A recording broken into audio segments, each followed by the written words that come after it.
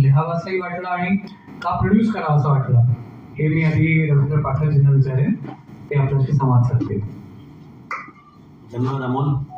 सर्व पत्रकारांना पुन्हा एकदा दिलगिरी व्यक्त करतो आणि आपण सगळेजण आला याबद्दल मनापासून धन्यवाद देखील व्यक्त करतो.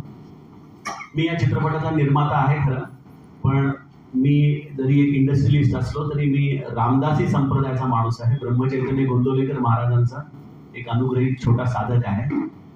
रामनामावरती माझा विश्वास आहे, समर्थांच्या वाङ्मयावरती माझा विश्वास आहे आणि माझा हा फर्स्ट हँड एक्सपिरियन्स आहे की दासबोधासारखा ग्रंथ जर मनुष्याने आपल्या आयुष्यात उतरवण्याचा प्रयत्न केला, थोडं जरी शिकला, 2 पानं जरी त्यांनी उतरवली, तरी त्याला त्याच्या करिअरमध्ये, त्याच्या करत असलेल्या जीवनाच्या प्रवासामध्ये त्या खूप हातभार लावणाऱ्या ठरतात. आणि हा अनुभव मला आल्यामुळं मी असा विचार केला की हा समर्थांचा एवढा मोठा विचारांचा साठा जर आपण तरुणाईंसाठी एका वेगळ्या पद्धतीने मांडायचा प्रयत्न केला तर, कारण बघा आजच्या काळात बघतो तरुणाई प्रवचनांना, आध्यात्मिक चर्चांना येण्याचं टाळते, कारण की त्यांना वाटतं की हे सगळं रिटायरमेंट नंतर करायचं काम आहे. त्यांना ग्रंथ वाचायला वेळ नसतो, ग्रंथाचा अर्थ नीट समजून घ्यायचा नसतो आणि सांगणारे देखील नसतात. आणि जरी ग्रंथ कळाला तरी त्याचं ऍप्लिकेशन नेमकं लाईफमध्ये काय त्याबद्दल संभ्रम असतो. आणि त्यामुळं तरुणाईला जे स्वतःचे प्रश्न आहेत, अनेक करिअर रिलेटेड प्रश्न आहेत, अनेक आपण सोशल लेवलवर आजच्या काळात बघतोय की खूप पद्धतीने तरुणाई विस्फोटक होतीये.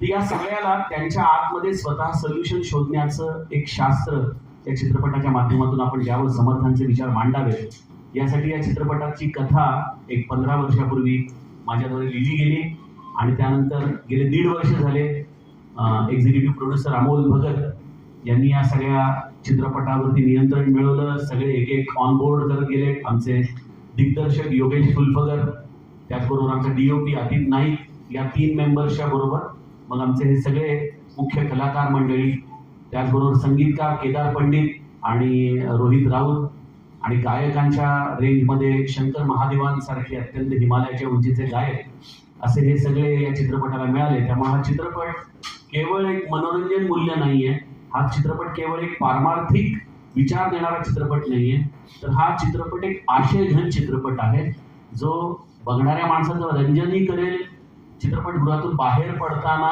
काही ना काहीतरी विचार त्याच्या जीवनामध्ये त्याला जगण्यासाठी प्रवृत्त करेल.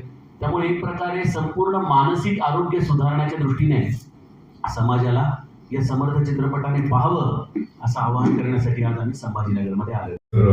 उत्तर देतील चित्रपट काढण्याचा त्यांच्या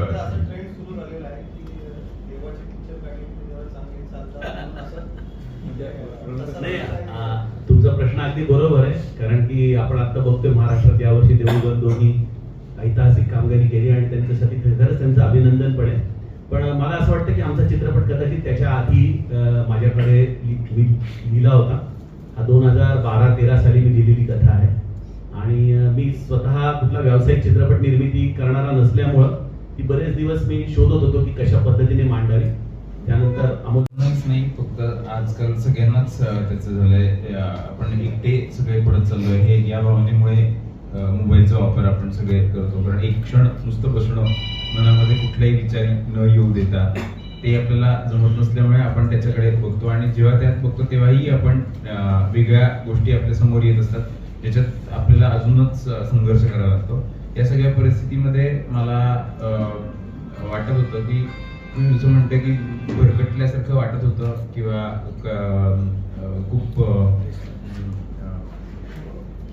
विचारांमध्ये द्वंद्व होतं किंवा आपण जे काम करतोय ते करेक्ट करत नाहीये, ते थांबवावं असा विचार येत होता.